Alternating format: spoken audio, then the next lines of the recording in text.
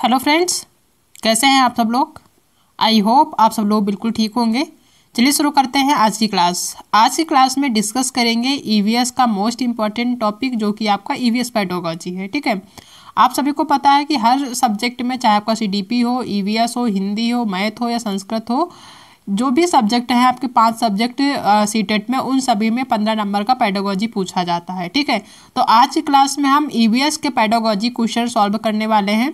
किस टाइप के क्वेश्चन आपके ईवीएस में पूछे जाते हैं पेडागोजी में, उन सभी को यहाँ पे देखेंगे। साथ ही आप सॉल्व भी करते चलिएगा, साथ देखिए कि आपके कितने क्वेश्चन सॉल्व होते हैं, कितने क्वेश्चन सही होते हैं। ठीक है, तो आज की क्लास में ईवीएस से संबंधित जितने भी लगभग पेडागोजी से संबंधित क्वेश्चन है जो कि इंपॉर्टेंट है, आपके कई बार एग्जाम में पूछे गए हैं, उन सभी को डिस्कस कर लेंगे। ठीक है, तो देखते हैं आज की क्लास का पहला क्वेश्चन। उससे पहले अगर आप चैनल पर नए आए हैं तो चैनल को सब्सक्राइब कर लीजिएगा, साथ ही बेल आइकन प्रेस करना बिल्कुल भी मत भूलिएगा ताकि जो भी क्लासेस लें उसका नोटिफिकेशन आप तक पहुंचे। पहला क्वेश्चन दिया हुआ है कि पर्यावरण अध्ययन के अंतर्गत इनमें से कौन से विषय का अध्ययन किया जाता है। जो पर्यावरण अध्ययन है उसके अंतर्गत एक जो है सब्जेक्ट का अध्ययन नहीं किया जाता बल्कि कई सब्जेक्ट होते हैं। यहाँ से क्वेश्चन हमेशा आपके एग्जाम में पूछा जाता है कि पर्यावरण अध्ययन के अंतर्गत कौन कौन सब्जेक्टों का हम अध्ययन करते हैं, कौन कौन से सब्जेक्ट जो है उसमें इंक्लूड होते हैं।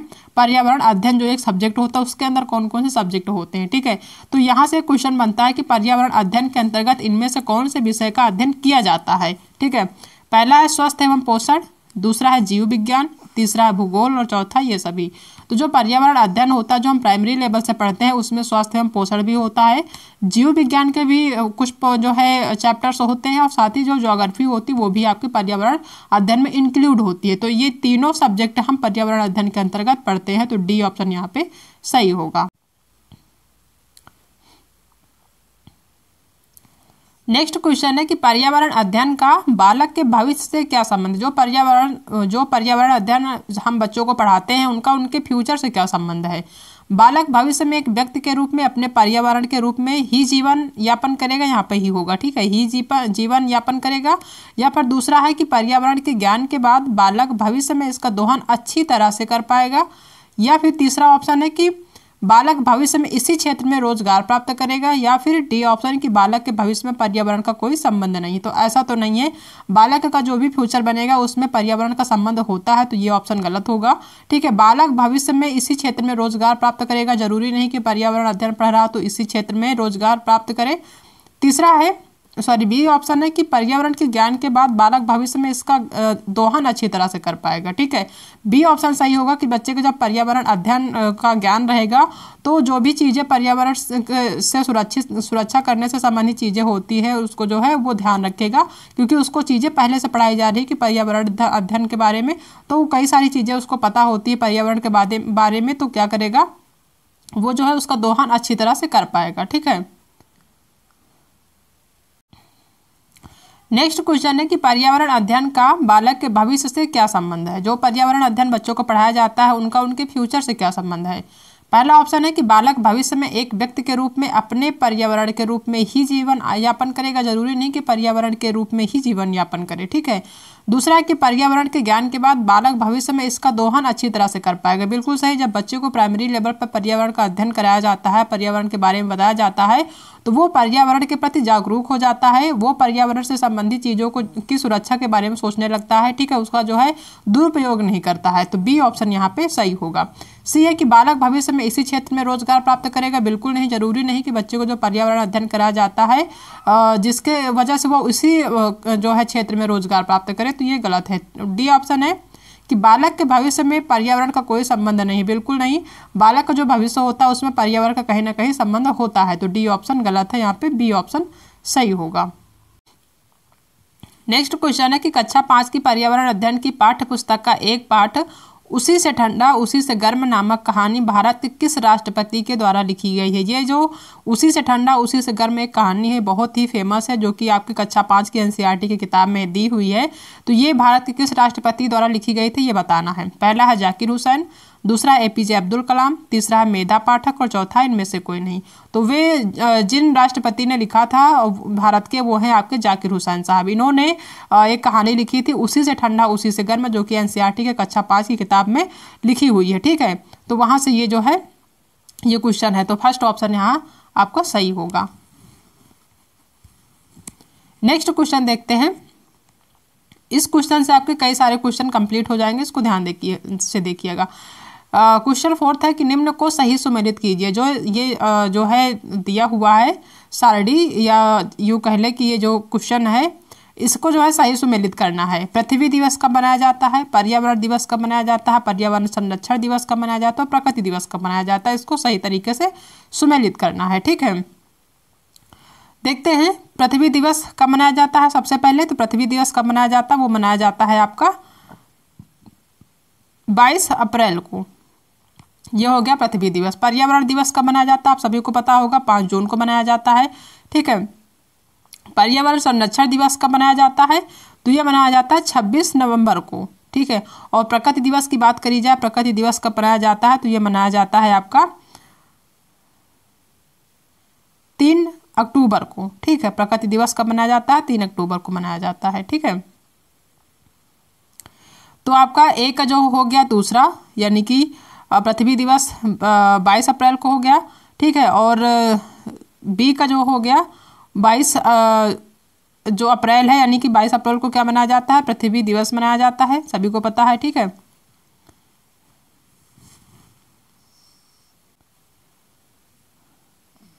तो जो है पृथ्वी दिवस 22 अप्रैल को मनाया जाता है। पर्यावरण दिवस 5 जून को मनाया जाता है। पर्यावरण संरक्षण दिवस 26 नवंबर को मनाया जाता है। ठीक है, यहाँ पे नवंबर होगा। ठीक है, इस चीज़ को ध्यान रखिएगा। और प्रकृति दिवस कब मनाया जाता है, 3 अक्टूबर को मनाया जाता है। ठीक है, तो पहले का बी हो जाएगा। ठीक है, ए का बी, यानी तो देखेंगे ऑप्शन में ए का जो है बी होगा, तो बी दूसरा नंबर पे आ जाएगा। ठीक है, बी का पहला हो जाएगा।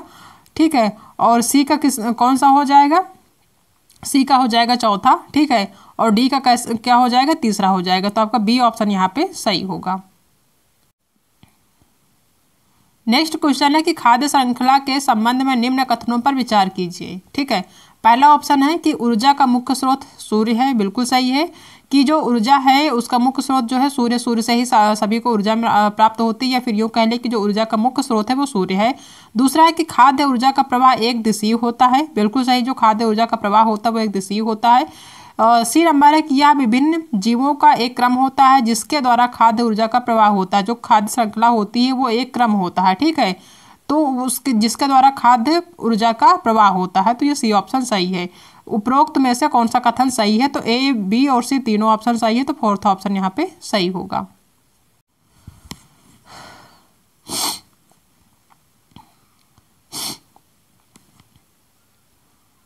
नेक्स्ट क्वेश्चन है कि पर्यावरण अध्ययन पाठ्यपुस्तक की विषय वस्तु में क्या होना चाहिए। ठीक है, जो पर्यावरण अध्ययन है उसकी जो पाठ्यपुस्तक है उसकी विषय वस्तु में कौन सी चीजें होनी चाहिए। पहला ऑप्शन है कि परिभाषाओं और व्याख्यानों को दूर रखना चाहिए, बिल्कुल सही। पर्यावरण अध्ययन की जो पाठ्यपुस्तक की विषय वस्तु उसमें परिभाषाएं और जो व्याख्यान होते हैं उनको जो है दूर रखना चाहिए, तो ये ऑप्शन सही है। दूसरा है कि रटकर सीखने को हतोत्साहित करना चाहिए, ये ऑप्शन भी सही है। रटकर जो सीखने की प्रवृत्ति होती है बच्चों में उसको हतोत्साहित करना चाहिए, ना कि प्रोत्साहित करना चाहिए।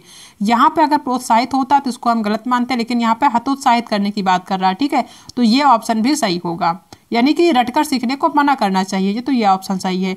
सी नंबर है कि बच्चे को प्रश्न करने और खोजने का मौका मिलना चाहिए, ये ऑप्शन भी सही है। ठीक है, डी नंबर है कि बच्चे को केवल लिखित जानकारी दी जानी चाहिए, ये गलत है। ठीक है, सिर्फ लिखित जानकारी नहीं देनी चाहिए।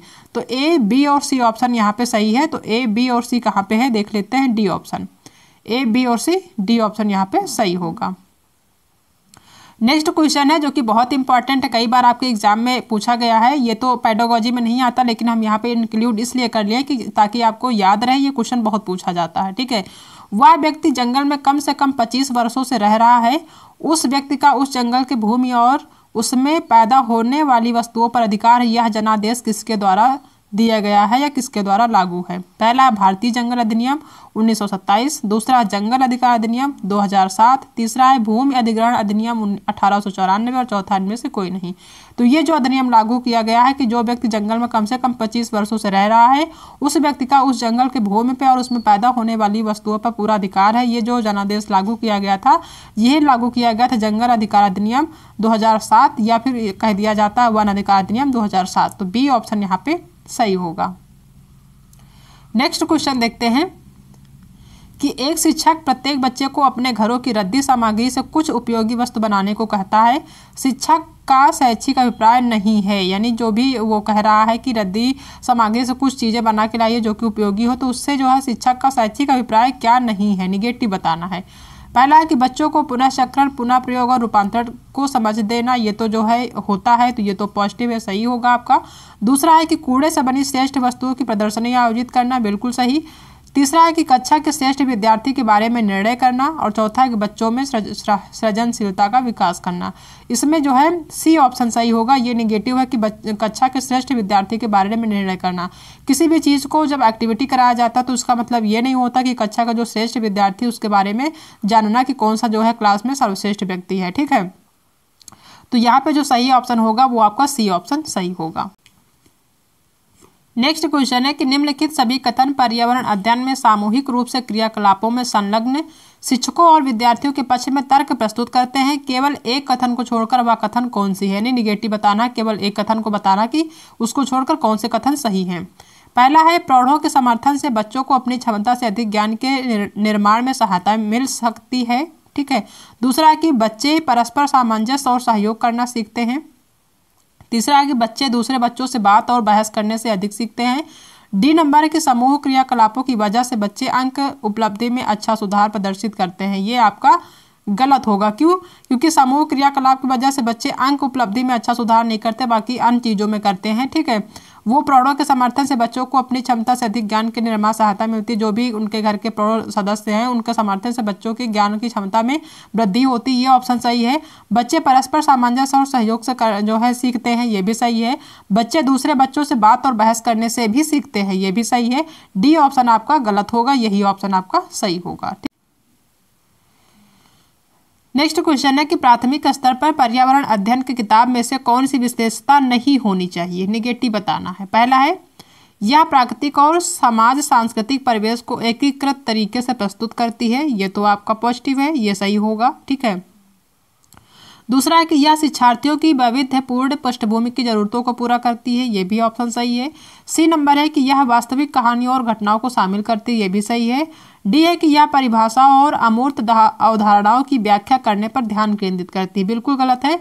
जो प्राथमिक स्तर पर पर्यावरण अध्ययन होता है उसकी जो विशेषता होती है वो ये नहीं होती कि परिभाषा और जो अमूर्त अवधारणा है उनकी व्याख्या करने पर ध्यान दिया जाए, तो ये ऑप्शन आपका गलत है, ठीक है। जहाँ पर परिभाषाएं और व्याख्या करने की बात है वो आपका ऑप्शन निगेटिव माना जाता है, वो गलत होगा। तो डी ऑप्शन यहाँ पे निगेटिव है, क्योंकि यहाँ पे निगेटिव पूछ रहा तो निगेटिव ही आपका सही होगा। नेक्स्ट क्वेश्चन है कि पर्यावरण अध्ययन में शिक्षक होने के नाते आप इनमें से कौन सा कार्य करना पसंद नहीं करेंगे, निगेटिव है। अगर आप पर्यावरण अध्ययन के शिक्षक हैं तो आप इसमें से कौन सा ऐसा कार्य है जिसको आप करना पसंद नहीं करेंगे।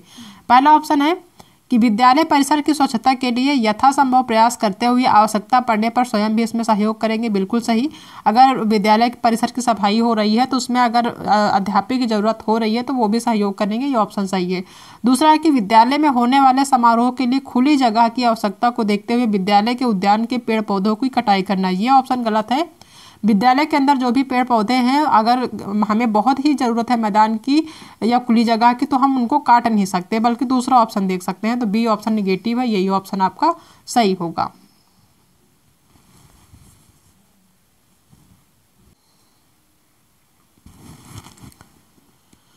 नेक्स्ट क्वेश्चन है कि ईवीएस शिक्षक के रूप में आप छात्रों को चिड़ियाघर ले जाने की योजना बनाते हैं। इनमें से आप छात्र और छात्राओं को कौन सी गतिविधियां शुरू करने की अनुमति नहीं देंगे, ठीक है। अगर आप चिड़ियाघर बच्चों को ले जा रहे हैं तो कौन सी ऐसी चीज़ है जो कि आप करने से मना करेंगे। पहला है चिड़ियाघर में उन जानवरों की तस्वीर लेना जिन्हें वे वहाँ देखेंगे, ये तो कर सकते हैं, ठीक है। ये जो है सामान्य सी बात है, ये कोई भी कर सकता है, इसके लिए कोई टीचर नहीं मना करेगा। दूसरा है कि चिड़ियाघर में वे जो कुछ भी देखते हैं उसका चित्र बनाने के लिए अपनी ड्राइंग की किताबें अपने साथ ले जाना, ये भी कर सकते हैं, ठीक है। सी नंबर है कि चिड़ियाघर में जानवरों के लिए बहुत सारा खाना साथ ले जाना, ये इम्पॉसिबल, ये काम छोटे बच्चे नहीं कर सकते या बड़े भी नहीं कर सकते, क्योंकि उनके खाने के लिए थोड़ा बहुत तो ले जा सकते हैं लेकिन बहुत सारा खाना उनके साथ में नहीं ले जा सकते, तो ये आपका निगेटिव होगा और यही ऑप्शन आपका सही होगा। इसकी आप अनुमति बच्चों को नहीं देंगे। नेक्स्ट क्वेश्चन है कि तीसरी कक्षा के बच्चों को पर्यावरण की स्वच्छता से संबंधित शिक्षा प्रदान करने का सबसे अच्छा तरीका क्या हो सकता है। पहला, स्वच्छता पर एक व्याख्यान देना, ये सबसे अच्छा तरीका नहीं होता व्याख्यान देना, ठीक है। दूसरा है कि स्वच्छता के लाभ की शिक्षा देने वाली एक कहानी सुनाना, ये भी नहीं हो सकता, एक कहानी सुनाकर स्वच्छता के बारे में हम नहीं बता सकते। सी है थर्ड ऑप्शन कि बच्चों के शरीर एवं उसके परिवेश को स्वच्छ रखते हुए उनमें स्वच्छता संबंधी आदतों का विकास करने संबंधी विभिन्न गतिविधियों में संलिप्त करना। ये ऑप्शन बिल्कुल सही होगा कि अगर हम स्वच्छता से संबंधित चीज़ों को सिखाना चाह रहे हैं तो बच्चों के शरीर से संबंधित, उनके परिवेश यानी उनके वातावरण से संबंधित चीज़ों को ध्यान में रखते हुए स्वच्छता संबंधित आदतें बताएंगे, उनका विकास करने के लिए क्या करेंगे, जो भी गतिविधियां हो रही हैं बच्चों के शरीर से संबंधित, उनके आसपास की सफाई से संबंधित जो भी चीज़ें कर रहे हैं उसमें बच्चों को क्या करेंगे, उन गतिविधियों में संलिप्त करेंगे। तो थर्ड ऑप्शन यहाँ पे आपका सही होगा। यहाँ पर गतिविधियां, जहाँ पे गतिविधि नजर आ जाए समझ लीजिए वो ऑप्शन हमेशा आपका सही होगा। नेक्स्ट क्वेश्चन है कि निम्नलिखित कथनों पर विचार कीजिए। पर्यावरण मनुष्य के जीवन व उनकी क्रियाओं पर प्रभाव डालता है, बिल्कुल सही। दूसरा है कि पर्यावरण अध्ययन को प्राथमिक स्तर से ही पढ़ाया जाना चाहिए, ये ऑप्शन भी सही है। तभी बच्चों के जो प्राइमरी की जो है किताबें होती है उसमें पर्यावरण अध्ययन इंक्लूड होता है और उनको पढ़ाया जाता है, ठीक है। तो ए और बी दोनों ऑप्शन यहाँ पे सही है, तो ए और बी थर्ड ऑप्शन यहाँ पे सही होगा, ठीक है। नेक्स्ट क्वेश्चन है कि इनमें से कौन सा कथन सही है, कौन सा कथन सही है ये बताना है। पहला ऑप्शन है पर्यावरण अध्ययन के अंतर्गत मुख्य रूप से जैव मंडल का अध्ययन किया जाता है, ठीक है, बिल्कुल सही है। पर्यावरण अध्ययन के अंतर्गत मुख्य रूप से जैव मंडल का अध्ययन किया जाता है। दूसरा है कि पर्यावरण संबंधी अच्छी आदतों के विकास का प्रयास बाल्यकाल से ही प्रारंभ कर देना चाहिए, ये भी ऑप्शन सही है। सी नंबर है कि पर्यावरण समस्याओं की जटिलता के समस्या समाधान के लिए आवश्यक है, ठीक है, पर्यावरण समस्याओं की जटिलता के समस्या समाधान के लिए आवश्यक है, ये ऑप्शन आपका गलत होगा। जो समस्याएं हैं उसकी जटिलता के लिए पर्यावरण जो है आसान तरीका नहीं है, तो ये पर्यावरण अध्ययन करना तो ये आपका गलत है। तो ए और बी यहाँ पे सही होगा, तो फर्स्ट ऑप्शन यहाँ पे आपका सही होगा, ठीक है।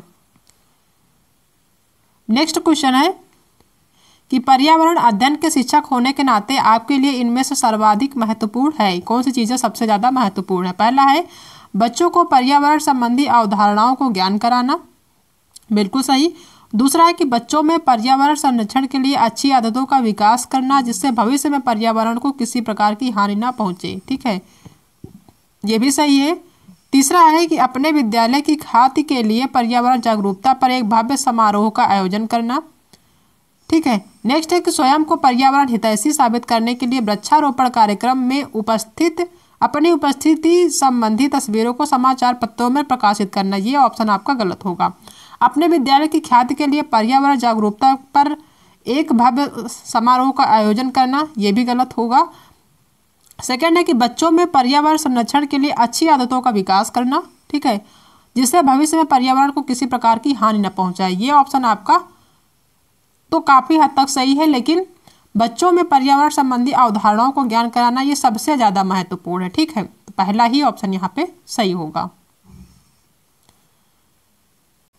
नेक्स्ट क्वेश्चन है कि एनसीईआरटी की पाठ्य पुस्तकों में पर्यावरण अध्ययन को उच्च प्राथमिकता और स्थान दिया गया है, किस लिए दिया गया है ये बताना है। पहला ऑप्शन है विषय की आधारभूत संकल्पनाओं की व्याख्या करने के लिए, बिल्कुल नहीं, व्याख्या करने के लिए गलत है। दूसरा कि चिंतन और विस्मय से संबंधित शिक्षार्थियों को अवसर उपलब्ध कराने के लिए, बिल्कुल सही, सेकंड ऑप्शन अभी तक सही है। थर्ड है कि तकनीकी शब्दावली की सटीक परिभाषाएं उपलब्ध कराने के लिए, बिल्कुल गलत है। अधिक संख्या में अभ्यास प्रश्नों को शामिल करने के लिए, ये भी गलत है। तो यहाँ पे बी ऑप्शन ही अभी तक सही है और यही सही आंसर है। नेक्स्ट क्वेश्चन है कि इनमें से कौन सा ईवीएस पाठ्य पुस्तक में पहेली और पजल को शामिल करने का उद्देश्य नहीं है, निगेटिव बताना है। पहला है कि छात्रों में आलोचनात्मक चिंतन क्षमता विकसित करना, बिल्कुल सही। दूसरा है कि छात्रों में तर्क क्षमता विकसित करना, बिल्कुल सही। छात्रों के मन को भ्रमित करना, ये ऑप्शन आपका गलत है, ये निगेटिव है, बच्चों के मन को भ्रमित नहीं करना है, ठीक है, तो सी ऑप्शन निगेटिव यही सही होगा। डी है कि छात्रों के मन को भ्रमित करना और उन्हें उस भ्रम का आनंद लेने देना। पहेली और पजल का ये उद्देश्य होता है कि छात्रों के मन को भ्रमित करना, लेकिन इतना नहीं भ्रमित करना कि उसका जो है आनंद वो ना ले पाए, ठीक है, इस तरीके से भ्रमित करना है कि बच्चे उसका जो है आनंद उठा पाए। तो डी ऑप्शन सही होगा। सी, यहाँ डी तो सही है, सी निगेटिव है, यही ऑप्शन आपका क्या है, सही है, ठीक है, क्योंकि यहाँ निगेटिव पूछ रहा है।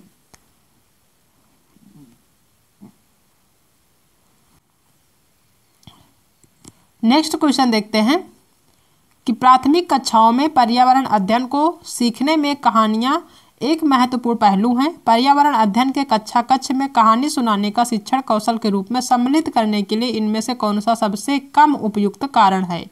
कम बताना है जो सबसे कम हो। ठीक है, पहला है कि कहानियों में व्यक्तियों के अनुभव शामिल होते हैं। बिल्कुल सही, जो भी कहानियां होती हैं उनमें व्यक्तियों के अनुभव शामिल होते हैं कहीं ना कहीं। दूसरा है कि कहानियां अनेक विषय क्षेत्रों को छूती हैं। ये भी सही है। तीसरा है कि कहानियां कक्षा प्रबंध में सहायता करती हैं। ये ऑप्शन आपका थोड़ा सा कम लग रहा। डी ऑप्शन है कि कहानियां पर्यावरण अध्ययन अवधारणाओं से संबंध जोड़ने के लिए संदर्भ उपलब्ध कराती। ये भी ऑप्शन आपका सही है। तो सी ऑप्शन थोड़ा सा कम जो है उपयुक्त है, तो आपका सी ही सही होगा। ठीक है,